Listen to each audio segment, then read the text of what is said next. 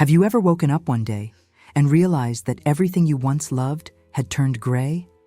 I'm not talking about the kind of sadness that fades with time. I'm talking about the kind of emptiness that stares back at you in the mirror every morning and makes you question whether it's even worth getting out of bed. My name is Elizabeth Hargrave. I'm 67 years old, wealthy enough to buy small countries, and with absolutely nothing that made me want to wake up each day. Until that December night. Until the moment I found those yellow eyes watching me in the darkness, and everything changed. But before we get there, there's something you need to understand about me. I wasn't always like this. Cold, detached. A woman who turned silence into armor. There was a time when I laughed loudly, when I opened the windows even in winter just to feel the fresh air on my face. A time when this enormous house, with its 14 bedrooms and endless gardens, was full of life. My husband Richard used to pull me onto the living room floor to dance, even when no music was playing. Our son James ran through the hallways with muddy sneakers, leaving tracks that nearly gave the housekeeper a heart attack, and I pretended to be angry, but secretly loved that mess, that living proof that we were a real family. Then Richard died. A heart attack. No warning, no chance to say goodbye. And 6 months later, James crashed his car on the way back from a business meeting in Boston. Rain, a wet road, a curve he'd taken 1,000 times. He didn't make it before the ambulance arrived. And suddenly, that enormous house, all that money, all those years building something together, meant nothing. Because who cares about empty rooms when there's no one left to fill them? Who cares about fortunes when the only people you long to see are gone? But there was Claire, my 9-year-old granddaughter, big brown eyes, blonde hair that always had one loose clip, and a shy little smile that reminded me so much of her father it physically hurt. She was the last connection I had to everything I had lost, the only reason I still tried to look functional. The problem was that her mother, Charlotte, had other plans. You know that type of person. The one who turns everything into a performance. Charlotte was a digital influencer before that even had a name. She posted photos of her daughter in designer clothes, wrote sugary captions about motherhood while the nanny did all the actual work. When James was alive, he managed to maintain some balance. But after he died, and the will revealed that Claire had access to a multi-million-dollar trust that could only be supervised legally, well, suddenly, Charlotte discovered that being a full-time mom was very appealing. She wanted full custody. And not because she loved her daughter. Don't get me wrong. Charlotte loved what her daughter represented. Access, power, money, and above all, perfect content for feeding followers hungry for perfect lives that don't exist. There was an ugly legal battle. Expensive lawyers, veiled accusations, psychological evaluations. Charlotte painted me as an unstable widow, drowning in grief, living alone in a giant mansion like Miss Havisham from Great Expectations. And you know what? She wasn't entirely wrong. I was lost. I was broken inside, but I loved that little girl with every shattered piece of my heart, and that had to count for something.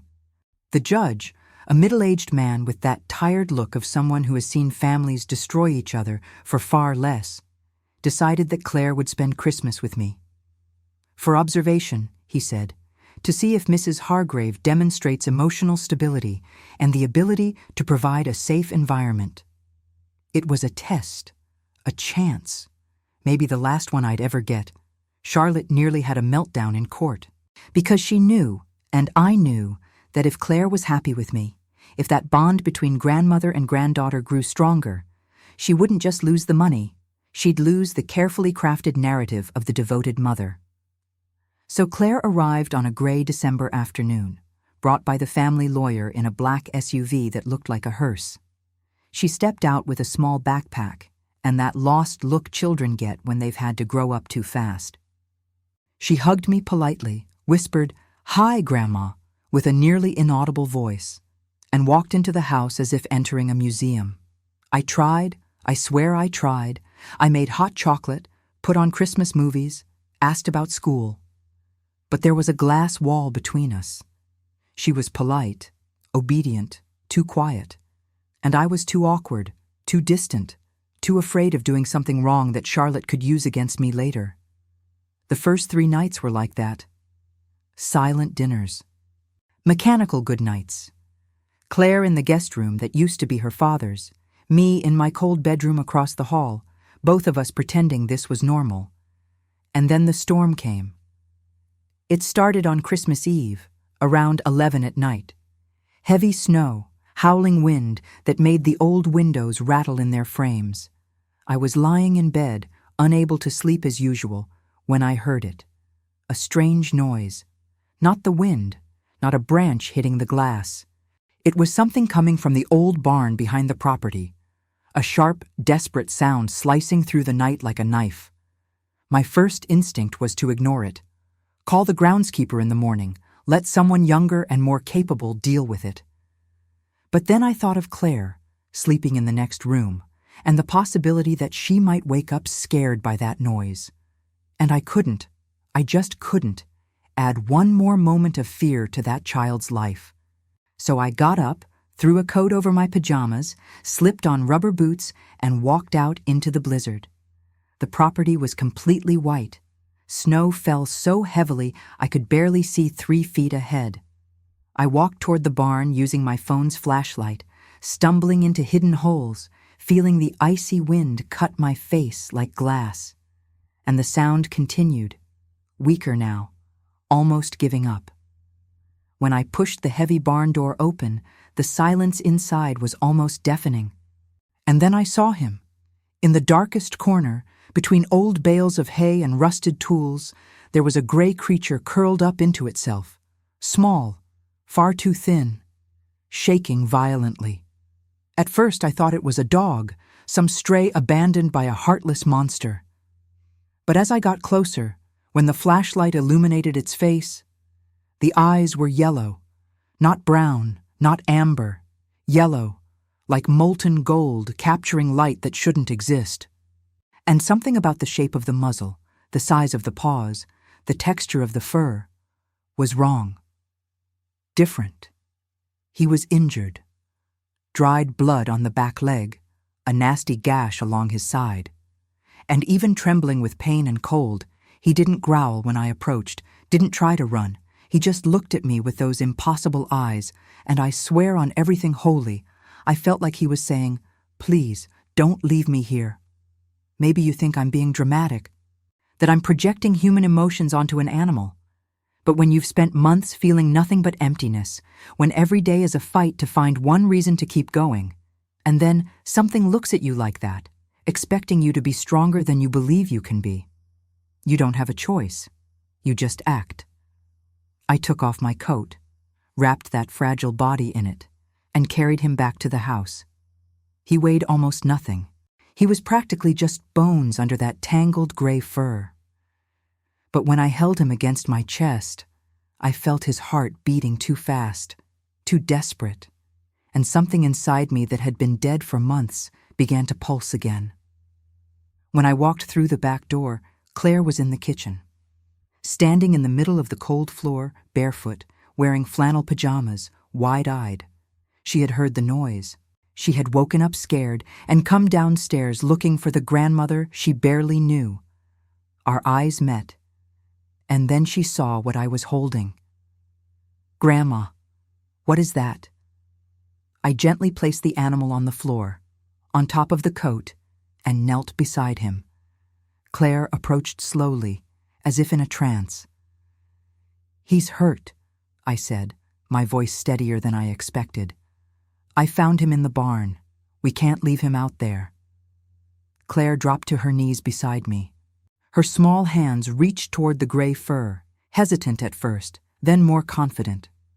The animal turned his head toward her and, for the first time since I found him, made a sound, not a bark, not a growl, something between a sigh and a moan, low and guttural. And then Claire started to cry. Not that controlled crying of a well-behaved child. It was the kind that comes from a deep place where all the things too painful to say are kept.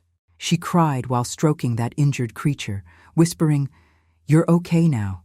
You're safe. We're going to take care of you." And every word that came from her mouth was everything she needed to hear, but no one had said to her since her father died. I should have thought about the risks. Should have thought about the judge, the lawyers, Charlotte, who was waiting for any slip from me to attack. I should have been rational, cautious, responsible. But when I saw my granddaughter holding that creature as if it were the most precious thing in the world, when I saw, for the first time in weeks, a real glow in those brown eyes, I couldn't say no. I didn't want to say no. "We're going to take care of him," I said, and my voice came out firm, decisive, alive. "We're going to do whatever it takes." Claire looked up at me, cheeks wet with tears, and smiled. And God, it was James's smile. The smile I thought I would never see again. We stayed up all night. I cleaned the wounds while Claire held his head, whispering comfort. I made a warm bed with blankets near the fireplace, offered water, tiny pieces of cooked chicken. He ate slowly, as if he didn't believe the food was real. And when the sun finally started to rise, tinting the snow pink and gold, Claire was lying on the floor beside him, one hand buried in the gray fur, finally sleeping peacefully. I sat there, watching her chest rise and fall, watching his ears twitch at every little sound, and thought, what have I done? Because you need to understand something. I knew, from the moment I saw him, that he wasn't an ordinary dog. There was something wild there, something ancient. And I had just brought it into my home, near my granddaughter, right in the middle of a legal battle where every decision I made was being observed. But for the first time in months, I felt alive, not just existing, not just waiting for the next day to pass. Alive, feeling, fighting for something that mattered. So I made myself a promise that Christmas morning, no matter what came, no matter who tried to stop me, I would protect that little girl and that animal. Because sometimes life gives you a second chance disguised as a gray creature abandoned in a snowstorm. And you have two choices: let fear win, or open the door and let in the possibility that maybe, just maybe, you can save yourself by saving another life. If you've made it this far, please subscribe to the channel, because this story has barely begun, and what comes next will make you feel every emotion Claire and I felt during those days that changed everything. You cannot miss a single moment. Give this video a like if you're enjoying it. I need to know you're here with me, and thank you for being here. And tell me one thing in the comments. Have you ever had to choose between doing what was safe and doing what was right? How did you decide? Because that was the choice I had to make, and I want to know if you would have had the courage to do the same. The veterinarian arrived 1 hour after I sent my message that Christmas morning. Dr. Samuel Brennan was in his early 70s, his hands still steady despite his age, and he had that quiet, steady demeanor shared by men who have spent their entire lives caring for creatures that cannot speak for themselves. He had been the family veterinarian for decades. He treated Richard's horses. He held my hand when we had to put down James's old Labrador. He was one of the few people I still trusted. But when he knelt beside that gray creature in my living room, I saw something I had never seen on his face before. Fear. He examined in silence, listened to the heart, checked the teeth, ran his experienced hands along the bone structure. Claire sat on the couch watching me, still in her pajamas, her eyes glued to every movement Dr. Brennan made. The animal remained surprisingly calm through the entire exam, those yellow eyes locked onto the veterinarian's face as if it were evaluating whether he could be trusted. Finally, Dr. Brennan stood up slowly, wiped his hands on a cloth, and motioned for me to follow him into the kitchen. "Elizabeth," he said quietly, glancing out the window to make sure Claire couldn't hear us. "Where exactly did you find that animal?" "In the old barn." "Why? Is something wrong besides the injuries?" He was silent for a long moment. When he finally spoke, His voice was tense in a way that frightened me. He's not an ordinary dog, Elizabeth. The cranial structure, the length of the limbs, the dentition. He has wolf characteristics, most likely a hybrid, half wolf, half German shepherd, or another breed. And someone hurt him on purpose. These cuts weren't from an accident. They were deliberate, cruel. My stomach turned. Who would do that to a puppy? People who breed these animals illegally for sale. When they don't meet the standards, when they're too small or too gentle for what the buyer wants, well, they get rid of them. He looked me straight in the eyes. Elizabeth, you understand the delicate situation here. I don't know if it's wise to have an animal like this in your home, even if he seems harmless now, especially around your granddaughter. He stays, I said, and even I was surprised by the firmness in my voice. I'm not abandoning him after Claire already grew attached. After he trusted us, Dr. Brennan sighed deeply. Then at least let me treat the wounds properly and register him as a mixed-breed dog. Officially, he's just a husky shepherd. Do you understand? I understood. He was protecting me, giving me an out, but he was also warning me about the danger I had brought into my home. We went back to the living room. Dr. Brennan cleaned and stitched the wounds while I held the animal, and Claire held my hand, tightening her grip with each stitch.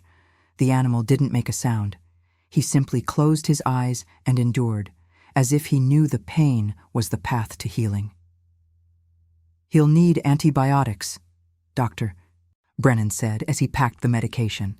And you need to help him gain weight, slowly. He's severely malnourished.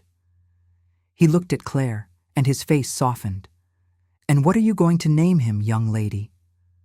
Claire looked at the animal for a long moment.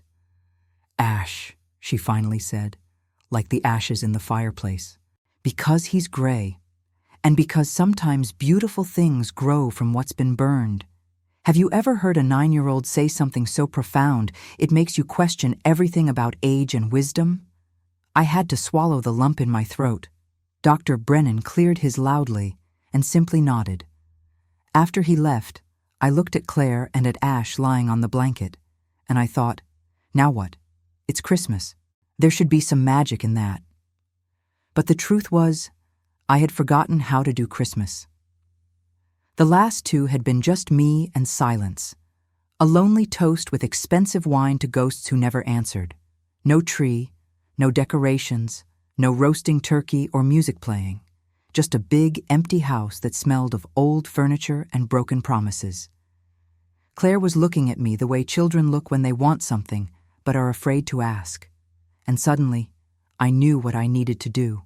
Claire, I said, trying to sound more confident than I felt, do you know how to cook? She blinked in surprise. A little. Mom didn't like me in the kitchen because I made a mess. Of course she didn't.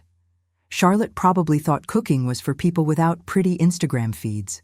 Well, here you can make all the mess you want. How about we make a Christmas lunch, just the 2 of us, and Ash can stay in the kitchen with us. Her face lit up in a way that made me realize how dim she had been before. So we did something I hadn't done in decades. We improvised. We didn't have turkey. I hadn't bought anything for Christmas. But we found a large chicken in the freezer. We didn't have family recipes because I was never the one who cooked. We always had staff for that. But we had YouTube, and we had willingness. And for the first time in a very long time, we had something that felt like hope. Claire took charge with adorable seriousness, reading recipes aloud while I peeled potatoes with the clumsy hands of someone who hadn't done it in 40 years. Ash lay near the kitchen hearth, watching our every move with those alert yellow eyes. Grandma, you're cutting the potatoes too big, Claire said with that brutal honesty only children have. Sorry, Chef, I replied. She laughed. A real musical laugh that echoed through the kitchen and filled every dark corner of that house with something I thought had died long ago. We made every mistake possible, burned the vegetables, let the gravy curdle. The chicken was dry on one side and undercooked on the other. The table was set all wrong, with forks where knives should be and paper napkins because I couldn't find the cloth ones. But you know what? It was the best Christmas I'd had in years, because as we sat at that too large dining table eating that imperfect meal, something happened. Claire started talking, really talking, not just short, polite answers. She talked about school, about her best friend who moved away in the summer, about being afraid of the dark since her father died. She talked about how her mother was always busy with her phone, always creating perfect moments that never actually felt real. She talked about feeling invisible most of the time, like a pretty accessory in someone else's life. And I listened. I truly listened. I didn't interrupt, didn't give unsolicited advice, didn't try to fix anything. I just listened, held her hand when she needed it, and let her know someone was paying attention. Mid-conversation. Ash rose from his spot near the fireplace and limped over to the table. He rested his head on Claire's lap, and she automatically began to stroke between his ears while she continued talking. "You know what's funny, Grandma?" she said, using that small voice kids use right before saying something important. "When Daddy died, I prayed for God to send me a sign that he was okay, that he was taking care of me somehow." My heart tightened. "And do you think you got one?" She looked at Ash. "I think maybe I did. Because Daddy always said you had a huge heart, but you'd forgotten about it. And last night, when I saw you walking in the snow carrying that animal, all covered in blood, and you didn't care because you just wanted to save him." She looked at me with tears in her eyes. "I think Daddy wanted us to find each other again, you, me, and Ash. Have you ever had a moment when a child says something so true it breaks you and heals you at the same time?" I couldn't hold back the tears. Claire came to my side of the table and hugged me tightly, and Ash pressed his thin body against our legs, and right there, in that imperfect Christmas lunch with burned food and tears streaming down, the magic happened, the kind I thought I'd never feel again, the magic of belonging to someone, of mattering, of being needed. After lunch, Claire had an idea. "Grandma, do you have Christmas decorations stored somewhere?" I did. Boxes and boxes in the attic filled with ornaments Richard and I collected over decades, European glass, lights that didn't work anymore, artificial garlands with the scent of mold and memories. We spent the entire afternoon transforming the house. Claire climbed on chairs to place ornaments high up, laughing whenever she almost fell, and I caught her. We hung lights on the porch even though half didn't turn on. We found an artificial tree buried in the darkest corner of the attic and set it up in the living room, crooked, missing branches, yet beautiful in our own way. Ash followed us everywhere, still limping a little, but increasingly curious. He sniffed every ornament, tilted his head at every shiny thing, and once grabbed a bauble in his mouth until Claire laughed and took it back.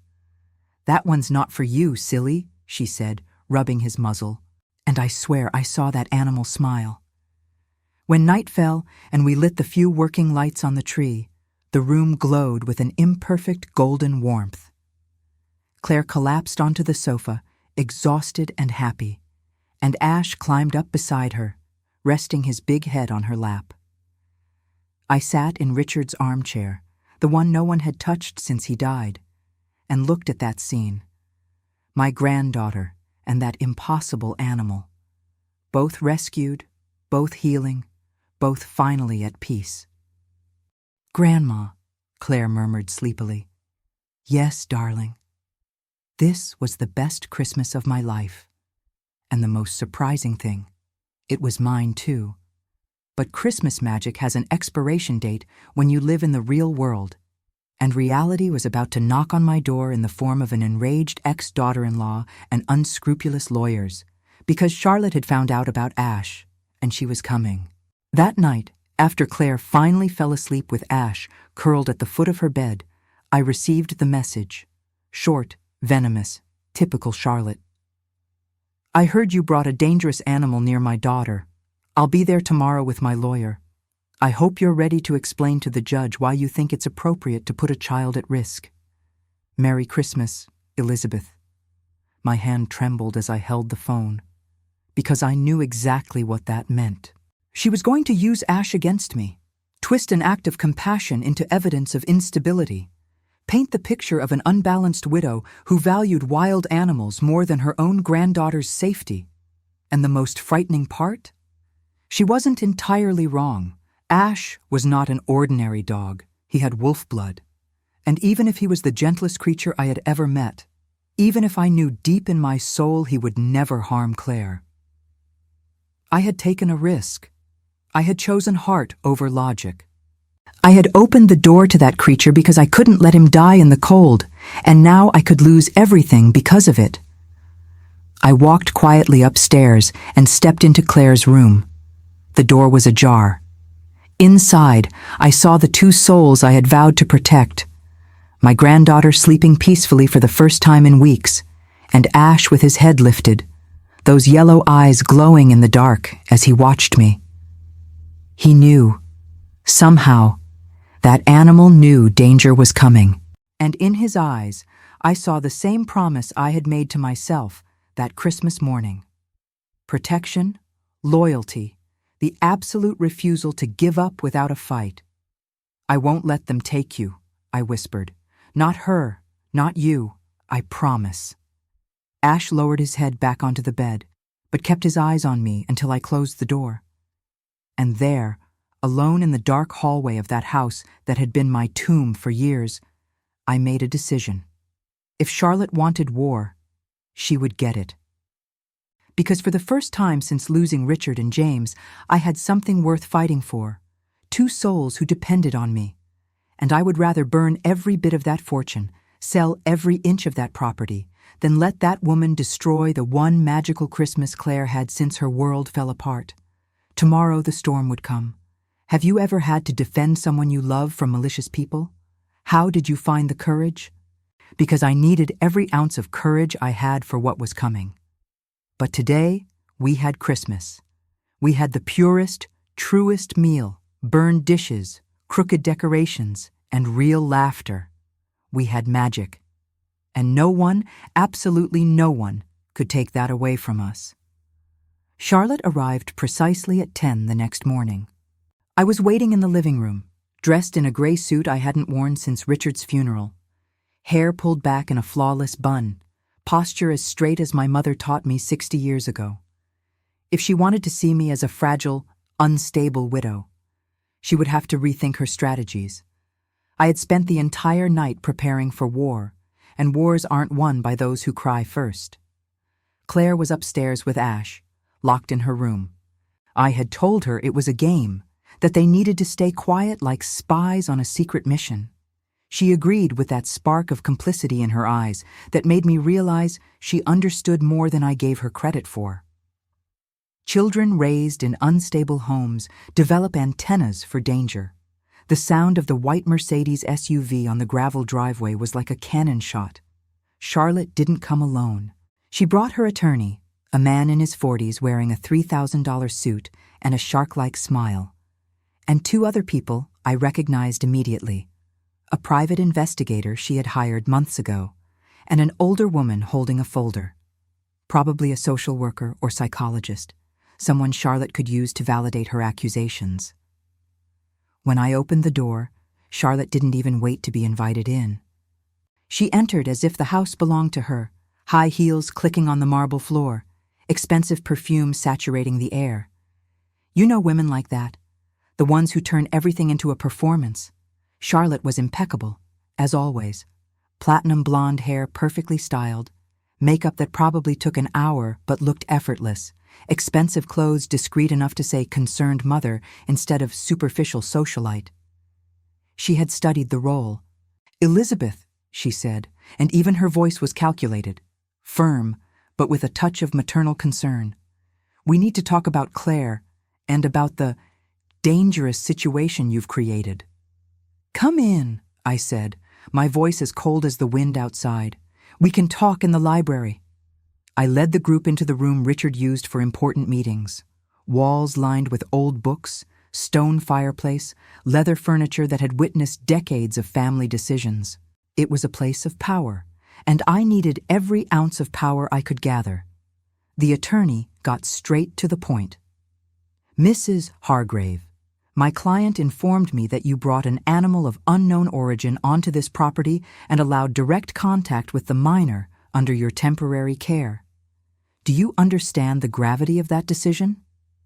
It's a dog, I said calmly. I found him injured and abandoned on Christmas Eve. Caring for animals in need hardly constitutes negligence. A dog? Charlotte laughed, but there was no humor in it. It was the sound of someone holding all the winning cards. Elizabeth, please. Do you think I didn't investigate? I spoke to Dr. Brennan.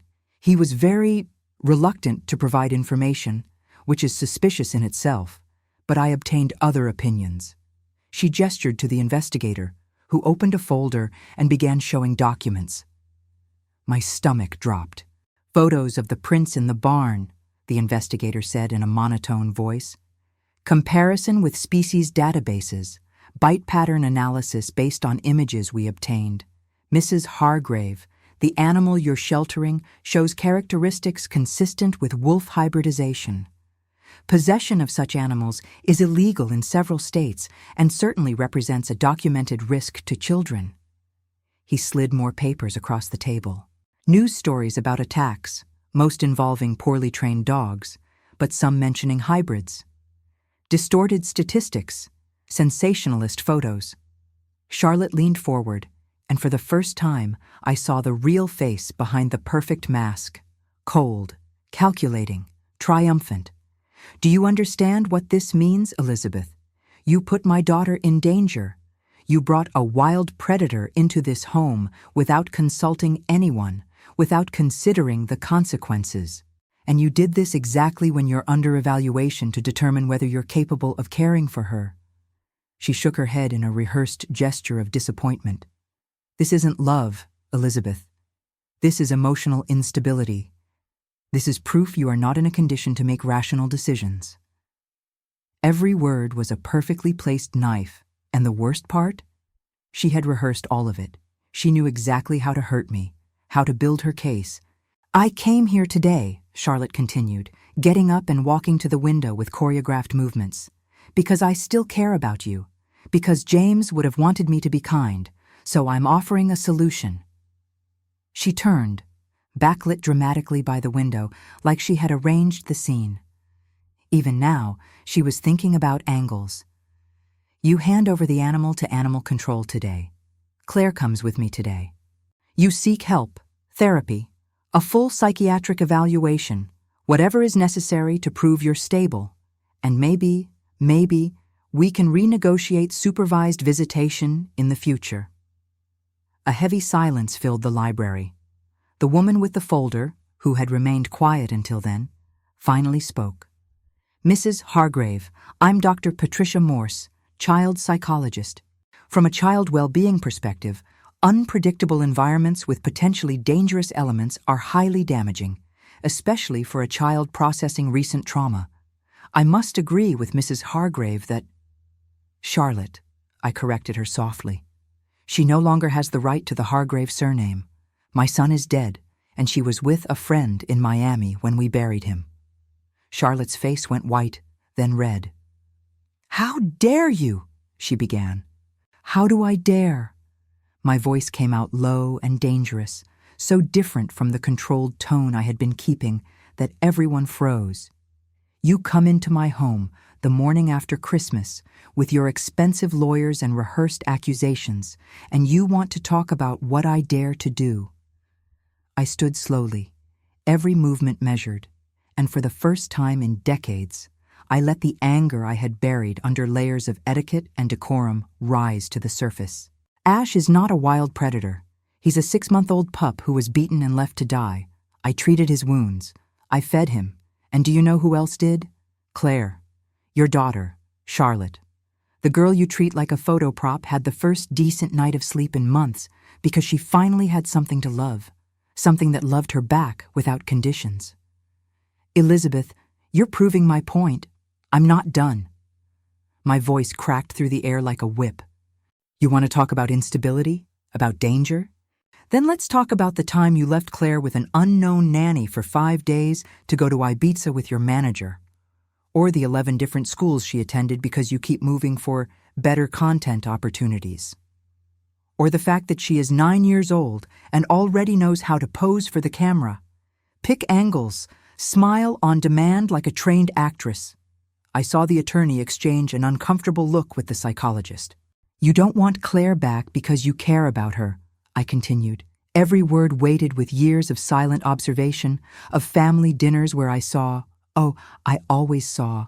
You want control of the trust, you want access to the money James left for his daughter, and you want the perfect narrative of a brave single mother for your followers, because that's what you turned my son's death into. Content. Charlotte trembled with rage. You have no proof. I do. I reached for my own folder, waiting on the side table. My investigator has been busy too, Charlotte. Bank records showing attempts to access the trust. Screenshots of deleted posts where you complain about unfair financial restrictions. Emails to lawyers asking about ways to contest James's will. I slid the papers across the table. You want to play this game? Let's play. The silence changed then. It became something tense, dangerous. That's when we heard it, a high-pitched scream from upstairs. My blood froze. We all ran to the hallway, and there she was at the top of the stairs, tears streaming down her face. Ash nestled in her small arms. I heard everything, she sobbed. You're going to take him away. You're going to kill Ash. Claire, sweetheart. Charlotte started up the stairs, voice instantly soft, expression instantly worried, always the actress. But then something happened no one expected. Ash moved. Not aggressively, not threateningly. He simply jumped and placed his thin body between Claire and Charlotte, on the step in front of her, and stood there, still. Yellow eyes fixed on the woman climbing the stairs. He didn't growl. He didn't bare his teeth. He just stood there, a silent barrier between the child and the danger she perceived. Charlotte froze. Do you see? She turned to the group below. Do you see how aggressive this animal is? He is literally preventing a mother from reaching her own child. He's protecting her from you, I said softly. Because animals know. They sense when someone is dangerous. When someone is not there out of love, but out of self-interest. This is ridiculous. Mom, stop! Claire's voice cut through everything, small but firm. I don't want to go with you. I want to stay here, with Grandma, with Ash. For the first time in a long time, I'm happy, and you just want to ruin everything. You need to understand, this 9-year-old child, trained her whole life to be obedient, smiling, perfect for the cameras, was finally telling the truth. And it was powerful. It was devastating. Charlotte stood frozen on the staircase. For the first time since I met her, she had no rehearsed response. Claire, honey, you don't understand. I understand. The girl was crying harder now. I understand you only want me when you need to post pictures. I understand you forget my birthday, but never forget when a brand wants a partnership. I understand you haven't asked me if I'm okay even once since Daddy died. Charlotte's attorney touched her arm. Perhaps we should... No. Charlotte regained her composure, but something in her voice was cracked now. No, I have rights. I'm the mother. You are, I said, walking up the stairs slowly until I was level with her. But being a mother isn't about rights, Charlotte. It's about putting your child first, something you forgot how to do a long time ago. We stood face to face, two women on opposite ends of everything. She, young, beautiful, powerful in her world of appearances. I, old, tired, but finally awakened after years of being asleep. Get out of my house, I said quietly. And don't come back until you have something real to offer your daughter besides manipulation and ambition. For a long, terrible moment, I thought she would fight, that she would cause a scene, call the police, turn it into a spectacle. But then she saw Claire hugging Ash at the top of the stairs. She saw the way the girl looked at me, with trust, with hope. She saw she had lost something she could never regain with lawyers or money or perfectly edited posts. She had lost her daughter's heart. "This isn't over," she said, but the threat sounded hollow. "The judge will hear about all of this." "Good," I replied. "Let him hear. Let him hear about the Christmas we spent together, about how Claire slept through the night for the first time in months, about how we saved a life together and learned to trust each other. Let him hear the whole truth, Charlotte. Not just the edited version you like to show the world."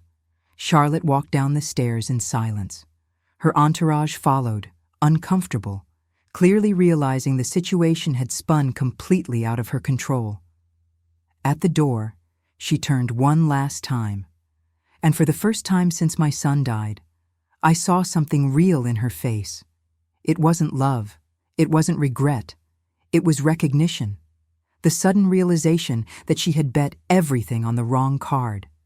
"You'll regret this," she said, but it sounded more like desperation than threat. "No," I answered. "For the first time in years, I'm sure I won't." When the door closed behind them and the sound of the Mercedes faded into the distance, my legs finally gave out. I held onto the railing, my heart pounding so hard I thought it might burst. Claire ran down, Ash at her heels, and threw herself into my arms. "You sent her away," she whispered against my shoulder. "You really sent her away, Grandma." "I did," I said, and only then realized I was crying. And I would do it again, 1,000 times. The three of us stood there in the hallway, an old woman who had found her strength again, a little girl who had found her voice, and an impossible animal who had brought us together. But the battle was far from over. Charlotte wouldn't give up so easily. And when powerful people are humiliated, they come back stronger. But do you think that, once things calmed down, Charlotte could repent after seeing her daughter was happier with her grandmother than with her? And if she came back, what would she be capable of doing? Because sometimes the scariest thing about people like her isn't their anger, but the calculated coldness when they decide to destroy you. Tell me in the comments what you think. I knew the storm was only beginning, and this time, when it came, it would find me ready. The 3 days that followed were the quietest and the loudest of my life. Quiet because Charlotte didn't make a single move. No phone calls, no threatening emails, no dramatic appearance with new attorneys. It was as if she had simply vanished. And that terrified me more than any direct confrontation, because women like Charlotte don't disappear. They retreat, regroup, plan, loud, because for the first time in years, that house was alive. Claire woke up early every morning and ran straight to the room where Ash slept. I had given in and let him stay inside, in a heated bedroom near mine. I heard her laughter echoing through the halls, the sound of paws running across the wooden floor, and that chaotic noise that homes with children and animals make, the kind of noise I thought I'd never hear again after James grew up. Ash was recovering quickly. His wounds were healing well, and with regular feeding, he was gaining weight every day. But the most impressive thing wasn't his physical recovery. It was the way he behaved. He never left Claire's side. When she sat on the couch reading, he lay at her feet. When she climbed the stairs, he followed. When she ate, he curled under the table waiting, not out of dependence or anxiety, but protection, like a silent guardian who took his job far too seriously for a 6-month-old pup. And with me? Well, with me he was different. At night, after Claire fell asleep, Ash would come to the library where I usually stayed up reading or simply staring at the fire. He would lie at my feet, that heavy head resting on my boots, and we remained there in shared silence, as if he knew that I, too, needed protection. That I, too, was wounded, only in ways that couldn't be stitched or bandaged. One night, 3 days after the confrontation with Charlotte, I was absent-mindedly stroking his gray fur when I noticed something strange. Ash suddenly lifted his head, ears perked, body tense. He didn't growl, but every muscle in him was alert. "What is it, boy?" I whispered. He looked toward the window, then at me, then back at the window. I stood slowly and walked to the curtains. Outside, in the darkness of the property, I saw a car parked on the road, headlights off, just sitting there, watching the house. My blood ran cold. I grabbed my phone and called Martin Eldridge, the family attorney who had been Richard's friend for 40 years. He answered on the third ring, voice groggy. "Elizabeth? It's almost 11 at night. There's a car parked in front of the property, no visible plates. Just watching." I heard the rustling of sheets, the immediate shift in his tone. "I'm calling private security now. Don't leave the house. Don't go near the windows." When I hung up, I found Claire standing in the library doorway, wearing her pajamas, eyes wide. "Grandma? Why was Ash growling?" Only then did I realize he was growling. Low, a sound that came from somewhere ancient and deep. "Come here, sweetheart," I said, opening my arms. She ran to me, and Ash immediately positioned himself between us and the window. "It's probably just someone who got lost. They'll leave soon." But they didn't. The car stayed for another 20 minutes until the private security van arrived. Only then did I see the taillights switch on and the vehicle disappear into the night. The next day, Martin arrived in person. He brought expensive coffee and a grave expression. "Charlotte hired a new attorney," he said, sitting in the living room while Claire played with Ash in the yard under my supervision through the window.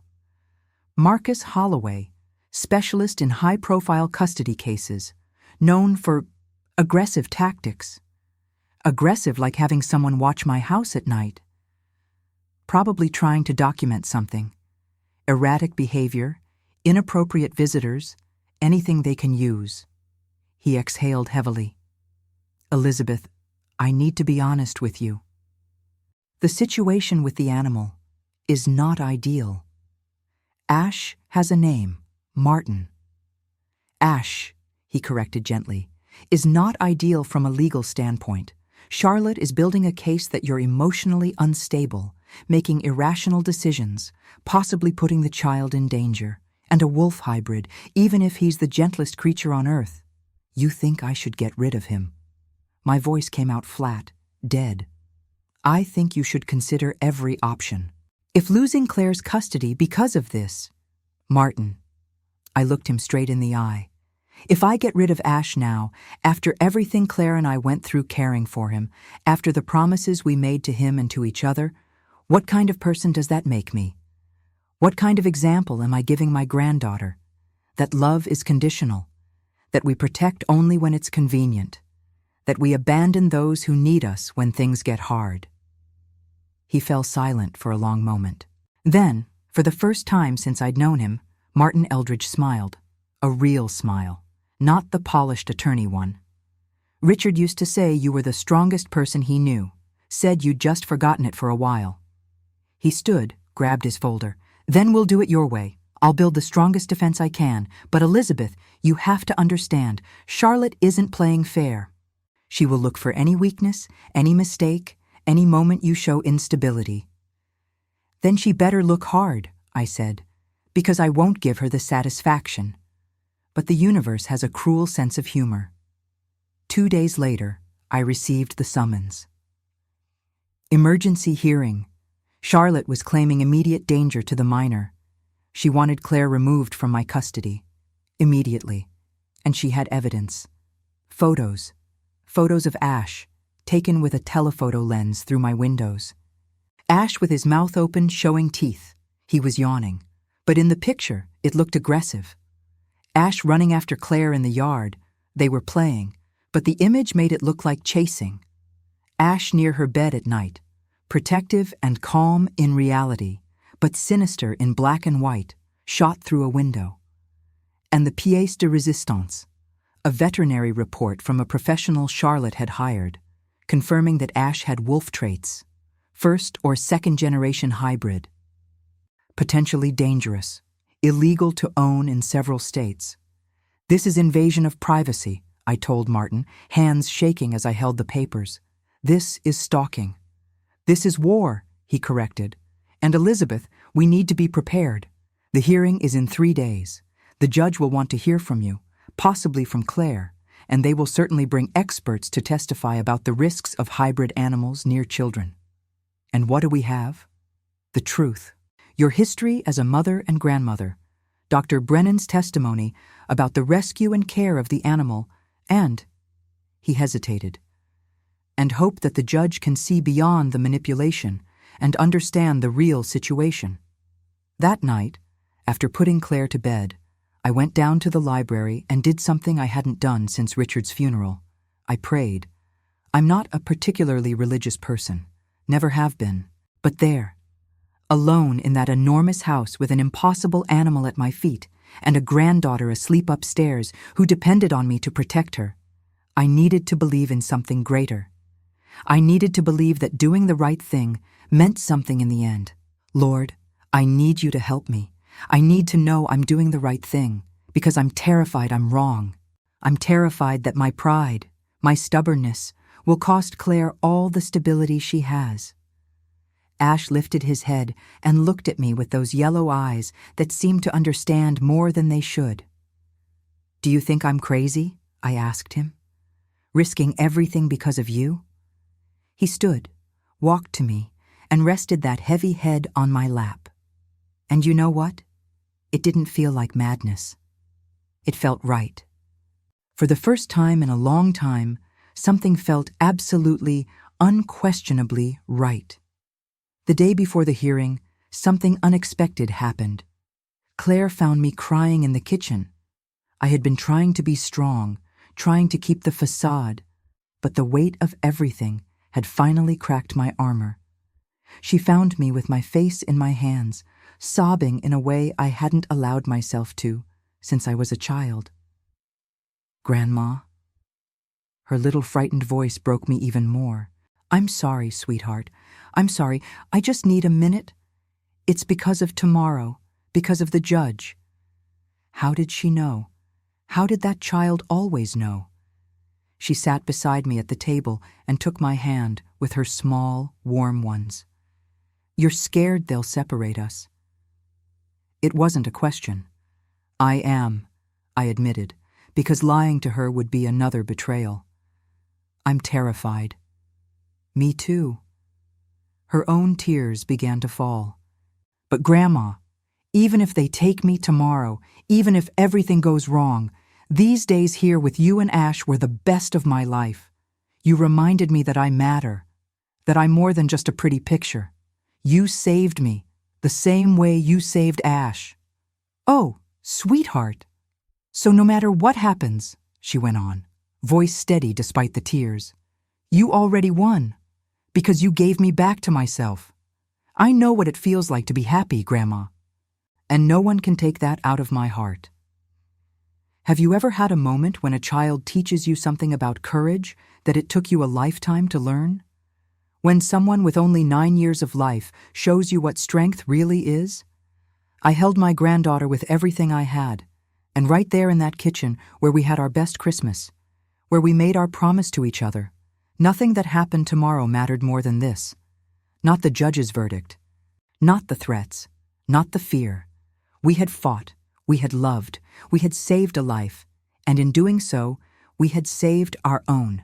And if Charlotte wanted to destroy us, she would have to destroy us together. Because now, we were a family, imperfect, unconventional, built on the ashes of everything we lost, but a family all the same. Ash appeared in the kitchen doorway, as he always somehow knew to do when we needed him.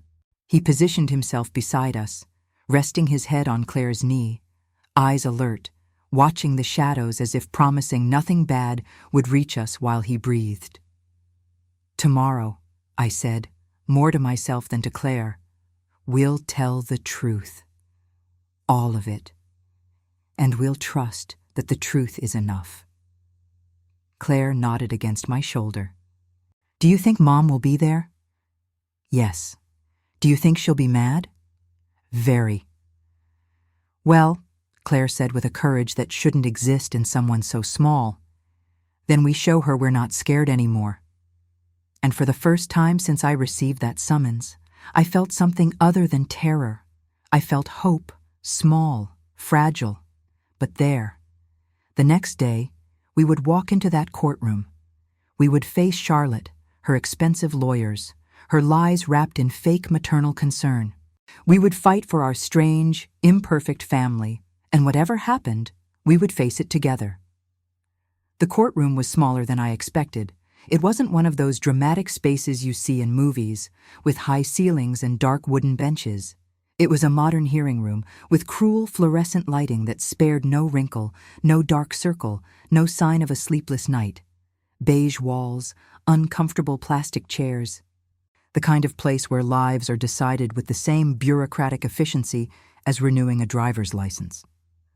Charlotte was already there when we arrived, sitting beside Marcus Holloway, her new attorney, a man in his 50s with perfectly trimmed gray hair and eyes that calculated everything. She was dressed perfectly for the role, a discreet pastel suit, soft makeup, no flashy jewelry, the perfect image of a concerned, responsible mother. She didn't look at Claire when we walked in, not once. Claire squeezed my hand so tightly it hurt. I had dressed her simply, jeans, a blue sweater, sneakers, nothing rehearsed, nothing performative, just a 9-year-old girl terrified about what was going to happen. Judge Nathaniel Morrison walked in at exactly 2 o'clock, a strong man in his 60s, reading glasses hanging from a chain, the weary expression of someone who has seen too much of human nature. He sat down, organized the papers in front of him, and looked to both sides of the room with an expression that clearly said, "I have no patience for games." "We are here," he began, deep voice steady, "for an emergency hearing in the custody case of minor Claire Hargrave. The mother, Charlotte Hargrave, alleges immediate danger represented by conditions at the paternal grandmother's residence." He looked over his glasses. "Let's get straight to the point. Mrs. Holloway, your arguments." Marcus Holloway stood with the confidence of a man who had never lost a case that mattered. "Your Honor, my client comes here today heartbroken but with a clear conscience. She loves her daughter above all else, and it is precisely that love that forces her to take this difficult step." He began pacing, each movement calculated. "Mrs. Elizabeth Hargrave, though well-intentioned, is showing clear signs of emotional instability. 1 year after her husband's death, 6 months after the death of her son, she brought into her home a wolf hybrid animal without any consideration for her granddaughter's safety." He signaled, and an assistant began distributing photos, the same ones I had seen before, Ash looking threatening in images taken completely out of context. "Experts confirm," Holloway continued, "that animals with wolf genetics, even domesticated, present documented risks, unpredictable behavior, predatory instincts, disproportionate physical strength." He paused dramatically. "And Mrs. Hargrave allowed this animal to sleep in the same room as a 9-year-old child." I felt Claire tremble beside me. "Furthermore," Holloway added, now with a voice full of false concern, "there is evidence that Mrs. Hargrave is projecting her unprocessed grief onto this animal, replacing healthy human connections with dangerous attachment to a wild creature. This is not love, Your Honor. This is negligence disguised as compassion." He returned to his seat, satisfied with himself. Judge Morrison turned to Martin. "Defense?" Martin stood, and for the first time since I met him, I saw nervousness in his movements. "Your Honor, what is being presented here is a carefully crafted narrative that completely ignores context. Ash, the animal in question, was found abandoned, injured, and dying in a snowstorm on Christmas Eve. Mrs. Hargrave acted with basic human compassion when she rescued him. And more importantly, that act of compassion created a bond between grandmother and granddaughter that had been impossible to establish before." He presented his documents. "We have testimony from Dr. Samuel Brennan, a veterinarian with 40 years of experience, stating that Ash shows no aggressive behavior. We have records documenting that the animal has been properly fed, medically treated, and kept in a safe environment. And we have a sentimental grandmother, Holloway interrupted, putting her emotions above the child's well-being. Order, the judge said calmly. Mrs. Hargrave, please come forward. My heart pounded. I stood slowly, feeling my legs tremble, and walked to the space in front of the judge's bench. He observed me for a long moment. Mrs. Hargrave, explain something to me. Why is this animal so important to you that you are willing to risk your granddaughter's custody? I took a breath. It was the question I knew was coming, the question I needed the right answer for. Your Honor, I began, my voice coming out steadier than I expected. This is not about the animal being important to me. It's about what he represents. When my husband died, then my son, I shut down. I stopped living. I just existed, waiting for each day to pass. This big house, all this wealth, none of it meant anything because the people I loved were gone. I felt tears burning, but I didn't let them fall. Not yet. Then Claire came to spend Christmas with me. And we were two polite strangers, trying to pretend we had a connection when the truth was that we were both too broken to know how to connect. Until that night. Until that wounded pup I found dying in the cold. I looked at Claire, who was staring at me with wide eyes. For the first time in months, I felt something. Anger at whoever had hurt that defenseless creature. Determination to save him. And when I saw Claire kneel beside him, crying, whispering that he was safe now, I realized she wasn't just talking to him. She was saying to herself everything she needed to hear since her father died. My voice cracked slightly, but I kept going. Saving Ash saved us. It gave me purpose again. It gave Claire someone who depended on her, who loved her unconditionally, who didn't see her as an accessory or social media content. It gave us something to care for together, a shared responsibility that forced us to truly connect. And yes, maybe I broke some rules.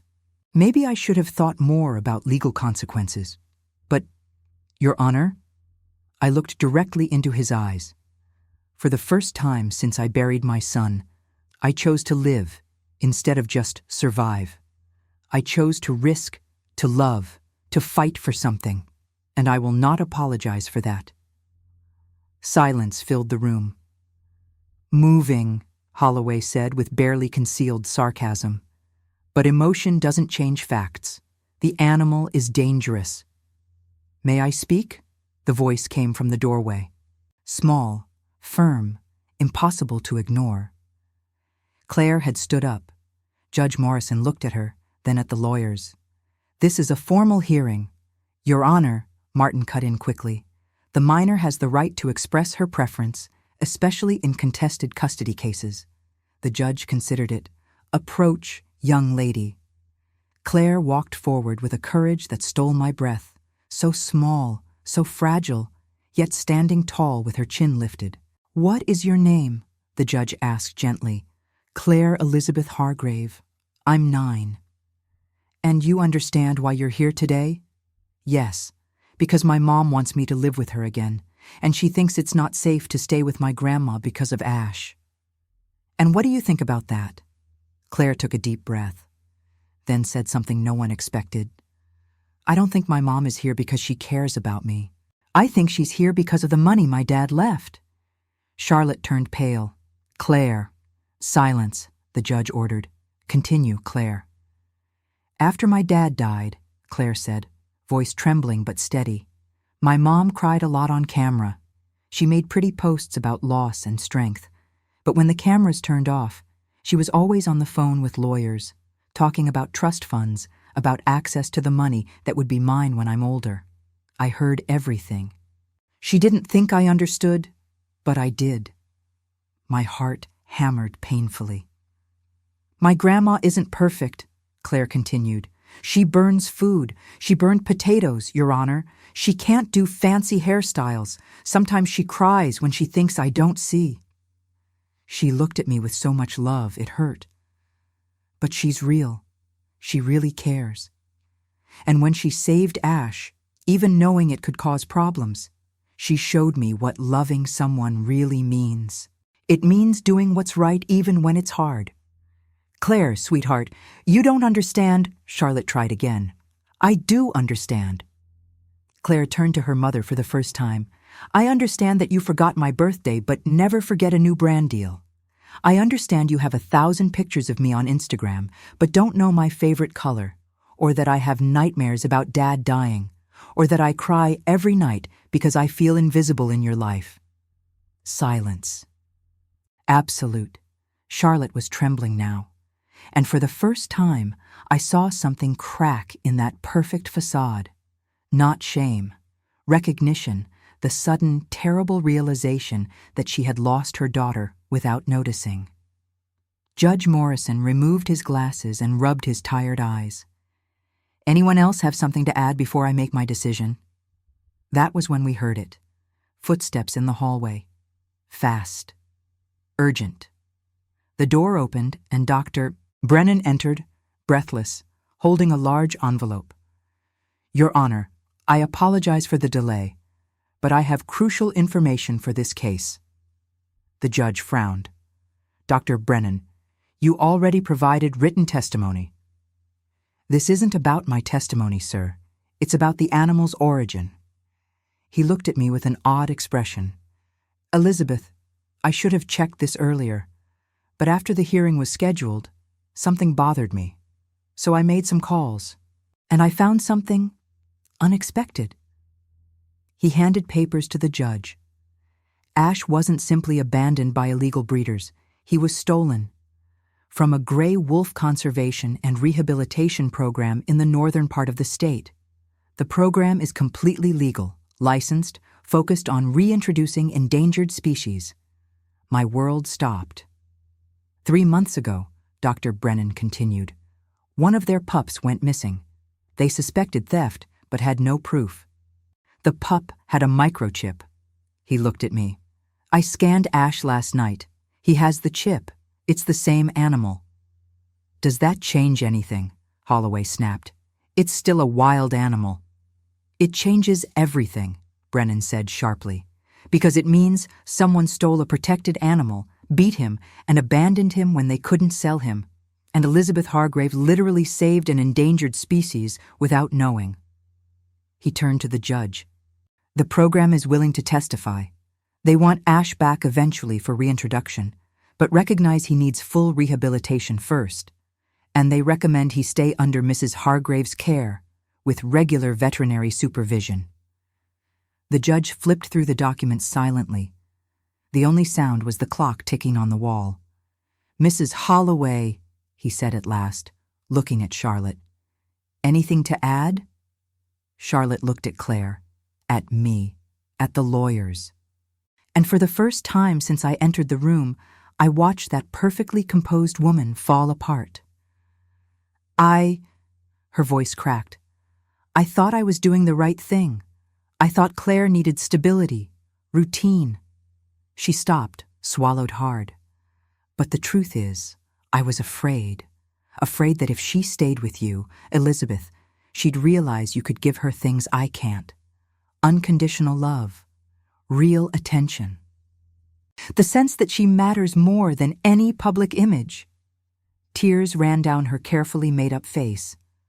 I turned James's death into content because I didn't know how to deal with real grief. And I turned my daughter into an accessory because it's easier to love a curated version of someone than deal with the real person, with all the mess and complication that comes with them. She looked at Claire with something finally real. You're right about me, Claire. About everything. And I'm sorry. I'm so sorry. Judge Morrison was silent for a long moment. Then he sighed deeply. I'll be honest, this is one of the most unusual cases I've seen. He looked at me. Mrs. Hargrave, you broke protocols. You acted impulsively. You made decisions that, objectively, involved risk. My stomach dropped. But, he continued, and something softened in his voice. "You also demonstrated exactly the kind of unconditional love and commitment children need, especially children processing trauma." He looked at Charlotte. "Mrs. Holloway, you have financial resources, apparent stability, and the legal right as the mother. But rights mean nothing without emotional responsibility. And it is clear to me that you have serious work to do before you can offer your daughter what she needs." He gathered his papers. "My decision is as follows. Primary custody remains with Elizabeth Hargrave, with progressive visitation for Charlotte Hargrave, contingent upon 6 months of mandatory family therapy. The animal, Ash, may remain in the residence under monthly veterinary supervision, and with the condition that he be returned to the conservation program when ready." He struck the gavel. "And one more thing," he added, looking directly at Charlotte. "If I find out that you are using this situation, your daughter, or any part of this legal process as content for your social media, I will reevaluate your visitation rights. Some things, Mrs. Holloway, are not for public consumption. They are sacred, and it's time you learned the difference." I couldn't process it. I couldn't breathe. We had won. Claire threw herself into my arms, crying, laughing, shaking. Martin was smiling in a way I had never seen. Dr. Brennan patted my shoulder with tears in his eyes. And Charlotte. Charlotte left the room silently, surrounded by her lawyers, her perfect mask finally shattered. Outside the courthouse, the January cold hit my face like a slap, but the good kind, the kind that wakes you up, that reminds you you're alive. Claire held my hand tightly. "We won, Grandma. We really won." "We did," I said, barely believing it. "But you know what's even more amazing? We had already won before stepping into that room. Because we had each other. And that was always the real victory." When we got home, Ash was waiting. The caretaker had stayed with him during the hearing, and when we opened the door, he came running, well, hobbling quickly, and knocked Claire into the snow, making her laugh. I stood there watching my granddaughter and that impossible animal rolling around in the snow, and I thought about everything that had happened since that Christmas Eve when I found those yellow eyes watching me in the dark. I thought about how grief can kill you from the inside if you let it. I thought about how love can save you in the most unexpected ways. I thought about Richard, about James, and how maybe they'd be happy knowing God had sent that gray pup to us, not as a replacement, but as a reminder that life goes on, that there are still things worth fighting for. That family is not just blood, it's choice, commitment, unconditional love, even when it's inconvenient. "Grandma!" Claire shouted from the snow. "Come play with us." And for the first time in years, I didn't hesitate. I threw myself into the snow with them, expensive clothes getting soaked, carefully styled hair turning into a wild mess, millionaire matriarch dignity completely abandoned. And I laughed, really laughed, the kind that hurts your stomach and makes tears fall and reminds you that being alive is more than breathing. It's feeling, it's risking, it's choosing love even when it's complicated. That night, after a celebratory dinner where we burned the food again and didn't care one bit, Claire fell asleep on the couch with Ash curled beside her. I covered them with a blanket, stood there for a long moment watching that impossibly imperfect, perfect scene. And finally, felt peace. The storm had passed, the ashes had cooled, and from what had burned, something new and beautiful had been born. A family, strange, unconventional, built on loss and rescue and the courage to do what is right instead of what is easy, but family all the same. And as the snow fell softly outside, covering the world in white and promises of new beginnings, I knew Richard and James would be proud. Not because I had done everything right, but because after so long in the dark, I had chosen the light. And tell me one last thing in the comments. Which moment of this story moved you the most? Was it the imperfect Christmas? Was it Claire finally finding her voice? Was it Elizabeth choosing to fight at last? Or was it the moment we realized Ash was far more special than we ever imagined? If this journey touched you, make sure to subscribe to the channel. Because stories like this, stories about imperfect courage and unconditional love, are the ones we need the most. Leave a like. It tells me that you understood, that you felt it, that you also believe that sometimes the best families are the ones we rebuild from the ashes. Thank you for being here, for listening to this story until the end. And remember, sometimes life sends you storms, but sometimes, right in the middle of that storm, it sends you exactly what you need to save yourself.